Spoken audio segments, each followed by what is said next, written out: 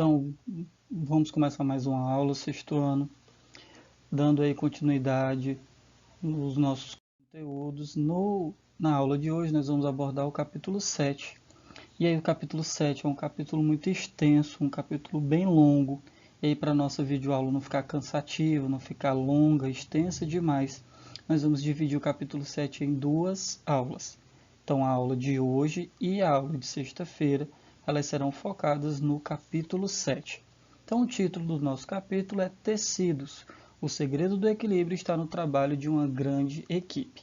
Então, nós já vimos em aulas anteriores essa palavra, nós já até citamos o que seriam tecidos. Vimos em capítulos anteriores que o nosso organismo é estruturado em níveis de complexidade. O mais simples deles, células, que formam tecidos, que formam órgãos, que formam sistemas, e os sistemas como um todo formam o nosso organismo. Aprendemos também que a célula é a menor unidade desse complexo com função especializada. As células do fígado, por exemplo, apresentam uma concentração maior de retículo endoplasmático liso, porque são essas organelas que realizam a função do detox. Elas purificam o nosso organismo, elas retiram as impurezas do nosso corpo. E aí, turma, falando em tecidos, nós já sabemos que eles são o segundo nível de complexidade, já que o conjunto formado por células é chamado de tecido. Contamos com a diversidade de tecido, de grandes tecidos, graças a um fenômeno chamado fenômeno de diferenciação, pelo qual as células vão adquirindo formatos e funções específicas, ou seja, nós temos aí vários tipos de tecidos formando o nosso organismo. E cada tecido desse vai ter uma função específica, vai ter aí um papel importante na construção do nosso corpo, no funcionamento do nosso organismo. Com certeza vocês já ouviram falar em células-tronco. Temos aí no nosso slide, vocês estão aí vendo, que essas células elas dão origem a várias outras. Então, com certeza, vocês lembram do que seriam essas células-tronco. Então, de acordo com o que nós temos aí no resumo do nosso slide, nós podemos entender o seguinte. Essas células elas possuem um alto potencial de diferenciação e, por isso mesmo, tão promissoras na medicina. Por outro lado, existem células altamente especializadas cujo potencial de diferenciar é praticamente nulo e elas não podem ser transformadas em outros tipos de célula. Então vamos entender aqui. Quanto mais especializada for a célula, menor aí o seu potencial de diferenciar-se, de dar origem a outras células. E isso não se aplica às células-tronco. Essas células, assim chamadas, elas dão origem aí a vários outros tipos de célula, porque elas possuem um alto potencial de diferenciação e não de especialização, ok? Quando se forma um embrião, quando a mulher está grávida, quando a fêmea de uma determinada espécie está grávida, há apenas um tipo de célula, a chamada célula-ovo, resultado da fecundação, certo? Do óvulo com o espermatozoide, ou seja, da célula reprodutora masculina com a célula reprodutora feminina, certo? Falando aí mais especificamente de nós seres humanos. Essa célula tem alto poder de diferenciação e durante a gestação, enquanto o embrião vai se desenvolvendo, elas vão se multiplicando e se diversificando, dando origem aos diversos tipos de tecido que formam o nosso corpo, que formam o nosso organismo, certo? Algo aí muito similar às células-tronco. E aí, como eu já havia falado aí no título da nossa aula, hoje nós vamos falar sobre os vários tipos de tecido formadores do nosso corpo, formadores aí do nosso organismo e algumas funções.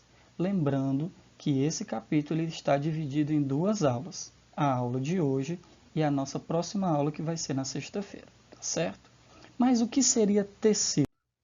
Tecido é um conjunto de células especializadas que realizam determinada função num organismo.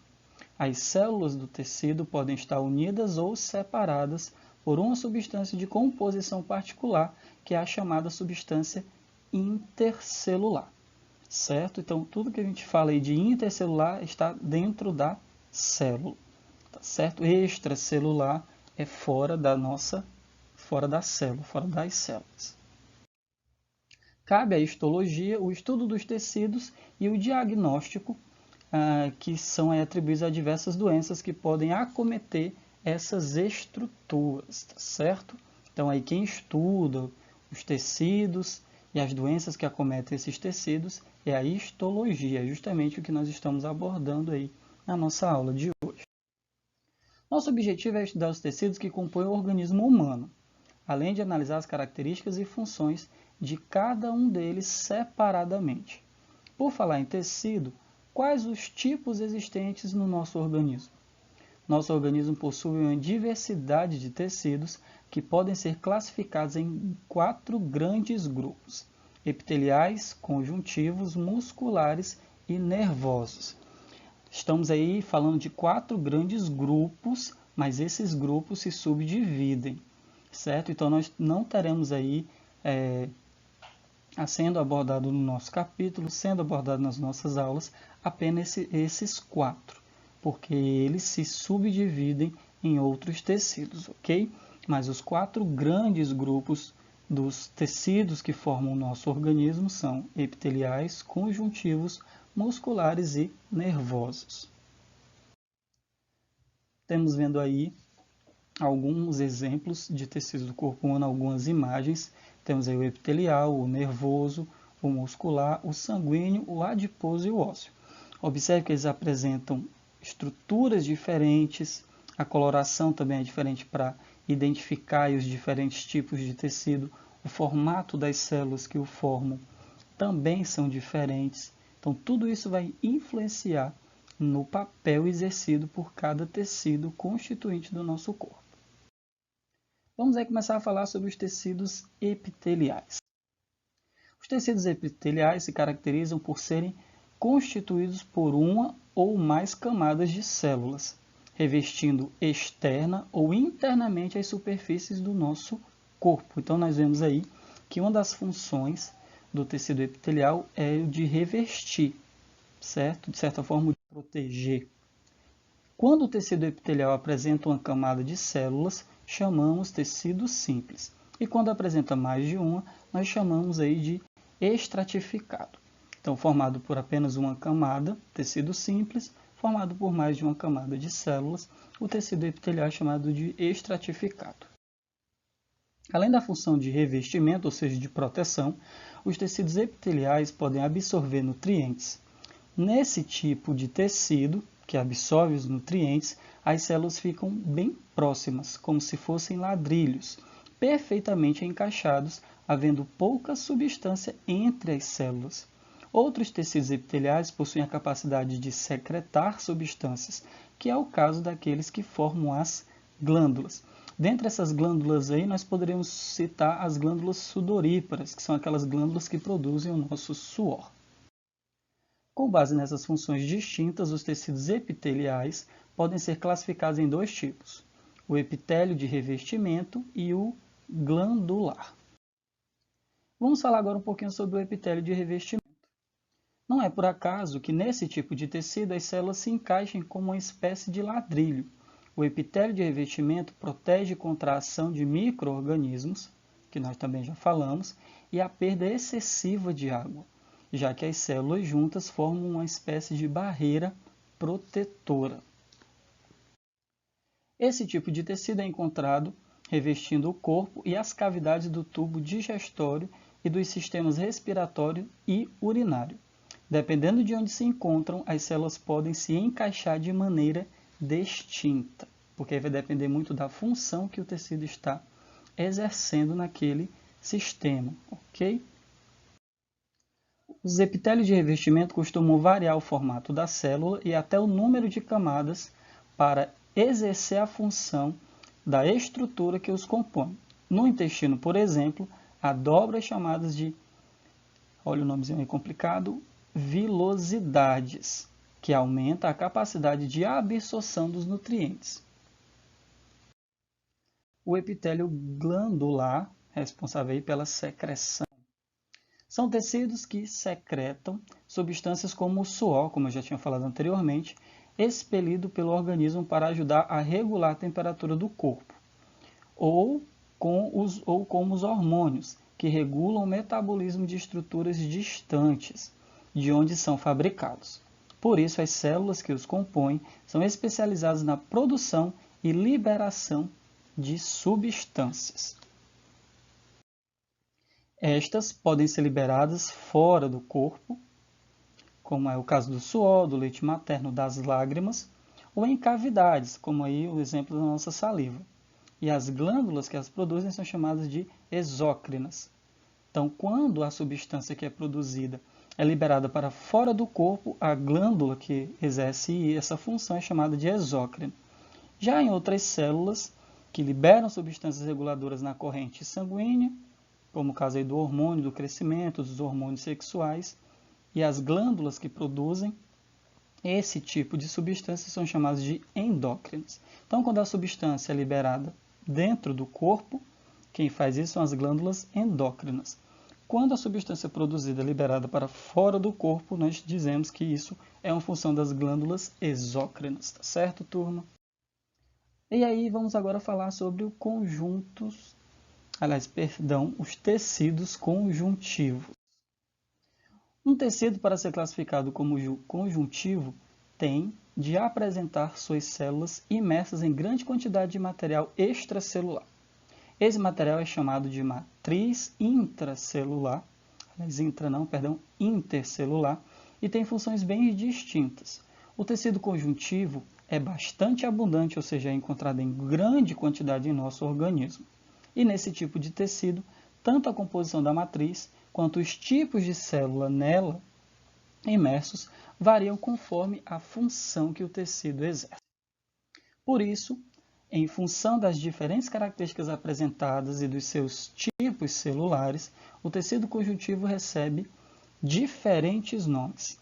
Ele pode ser classificado em tecido conjuntivo propriamente dito, tecido conjuntivo adiposo, tecido conjuntivo ósseo, tecido conjuntivo cartilaginoso e tecido conjuntivo sanguíneo. Então a gente percebe aí que nesse conjunto de tecidos nós temos aí vários outros tipos, certo? E aí, se eles pertencem a esse agrupamento, a esse tipo de conjunto de tecido conjuntivo, é porque eles possuem algo em comum, características em comum, porém exercem funções diferentes. Primeiro vamos falar sobre o tecido conjuntivo propriamente dito. Dentre os vários tipos de tecido conjuntivo, o propriamente dito possui as funções de nutrir outros tecidos e preencher o espaço entre eles. Assim, ele liga os diferentes tecidos. Além disso, apresenta outra característica muito importante: ser vascularizado, ou seja, possuir irrigação sanguínea. Então, só para a gente recapitular, o tecido conjuntivo propriamente dito, além de nutrir outros tecidos, ele preenche os espaços existentes entre esses outros tipos de tecidos. Ele liga esses diferentes tipos de tecido e possui uma característica não atribuída a todos os outros, que é irrigação sanguínea. Nesse tipo de tecido, o material intercelular é gelatinoso e repleto de fibras proteicas. O tecido conjuntivo propriamente dito pode ser classificado dependendo da quantidade de fibras proteicas que o constitui em dois tipos. Olha só. Frouxo, que ele vai ser um tecido com poucas fibras, que preenche o espaço dentro do corpo e serve de apoio ao tecido epitelial. Tal tecido pode ser encontrado revestindo os mais diversos órgãos e é dotado de grande variedade de células. E o denso, tecido rico em fibras e, por conseguinte, mais resistente. Pode ser encontrado formando uma cápsula protetora ao redor dos órgãos, como o fígado, nos tendões ligando o músculo ao osso e nos ligamentos unindo os ossos entre si. Então temos aí o frouxo com pouca quantidade de fibras e o denso, que ele é mais resistente com grande quantidade de fibras. O tecido conjuntivo ele apresenta três tipos de fibra proteica.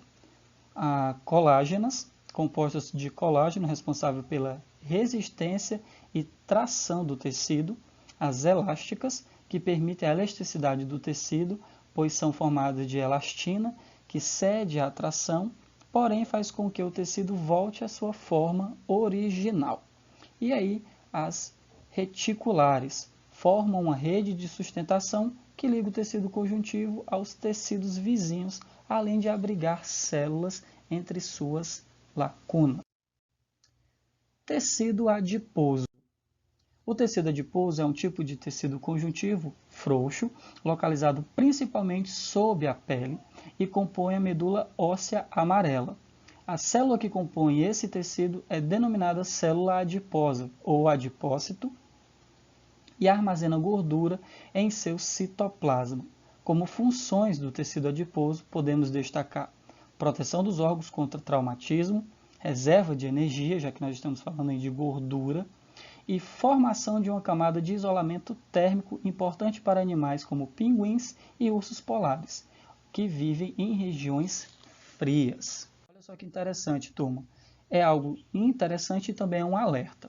A gordura, como vimos, tem importantes funções no nosso organismo, desde reserva de energia até proteção mecânica e térmica. No entanto, precisamos ter cuidado com nossa alimentação, pois o excesso de gordura pode causar complicações como obesidade e diabetes. Assim, precisamos equilibrar nossa alimentação. Não devemos ter medo das gorduras, principalmente agora que sabemos a importância que elas têm dentro do nosso organismo. Mas, mesmo assim, precisamos ingeri-las a partir de fontes de alimentação saudável e devemos tomar muito cuidado com o exagero, com o excesso de gordura que estamos consumindo, certo? Porque nós sabemos aí que grande quantidade de gordura no nosso organismo vai acabar aí prejudicando o funcionamento de alguns órgãos. Tecido ósseo é o último tecido que nós vamos falar na nossa aula de hoje. Os demais tecidos nós vamos abordar na nossa próxima aula, como eu falei. O conteúdo deste capítulo, do capítulo 7, por ser um capítulo muito extenso, foi dividido em duas partes. Esse é o tecido que compõe nossos ossos. Além de ser essencial na movimentação e sustentação do corpo, o tecido ósseo também protege os órgãos, de extrema importância aí no nosso organismo. Como exemplo, nós podemos citar a medula espinhal, que faz parte do sistema nervoso central. Se essa medula sofre algum trauma, isso pode comprometer aí o funcionamento do nosso corpo, né? Caso aí de paralisia, pessoas que sofrem acidentes que acabam aí danificando essa medula, acabam ficando aí paraplégicos, tetraplégicos. Então, a nossa coluna, né, a nossa espinha, ela tem a função de proteger a nossa medula espinhal. Além disso, também protege o coração, o cérebro e os pulmões, que nós sabemos ser órgãos vitais do nosso corpo. Você deve estar se perguntando como os nossos ossos podem ser tão rígidos se são compostos de tecido conjuntivo. Isso acontece porque a matriz óssea é constituída por uma porção orgânica, formada essencialmente de fibras de colágeno e de um depósito mineral, formado principalmente por fosfato de cálcio. E essa composição intercelular confere resistência aos nossos ossos, mesmo eles sendo formados por tecido conjuntivo. Imersas nessa matriz ficam as células vivas, como os osteócitos, células maduras ósseas, e os osteoblastos, células ósseas mais jovens. Esse tipo de tecido também é permeado por vasos sanguíneos que nutrem as células que o formam, as células que o constituem. Os ossos formados por esse tecido podem ser compactos, porção mais resistentes e superficial dos ossos, ou esponjosos, região menos resistente por apresentar mais lacunas. Essa diferenciação, contudo, não é decorrente da natureza do tecido. É o mesmo tecido ósseo, apenas com mais ou menos lacunas. Quanto menos lacunas, mais compacto o osso torna-se. Quanto mais lacunas, mais esponjoso o osso vai se apresentar. E aí, turma, para finalizar a aula de hoje, vocês farão apenas a página 130 do livro de vocês. Lembrem-se, sempre que vocês começarem a assistir uma videoaula, peguem o livro de vocês para que vocês possam acompanhar a aula com o livro. E também sempre utilizem o caderno para fazer anotações. Ficou a dúvida? Achou que a forma como eu expliquei não ficou muito clara? Às sextas-feiras temos os nossos tira-dúvidas nas nossas salas virtuais, tá certo? Então, um grande abraço a vocês, espero que todos estejam bem e realizando as atividades do livro, realizando os TDs que são enviados, porque tudo isso, turma, é a forma de eu interagir com vocês e vocês interagirem comigo. Estamos aqui separados, mas juntos ao mesmo tempo. Eu sinto uma falta danada das nossas aulas presenciais. Vocês sabem o quanto eu gosto do contato, do convívio com vocês, meus alunos, mas nesse momento cada qual na sua casa, fazendo o que deve ser feito, disciplina com os estudos, reservem sempre um horário do dia de vocês para realizarem as atividades, para estudarem os capítulos. Eu estou fazendo a minha parte, mas eu também preciso que vocês façam a sua, tá bom? Então, um grande abraço e até a nossa próxima aula.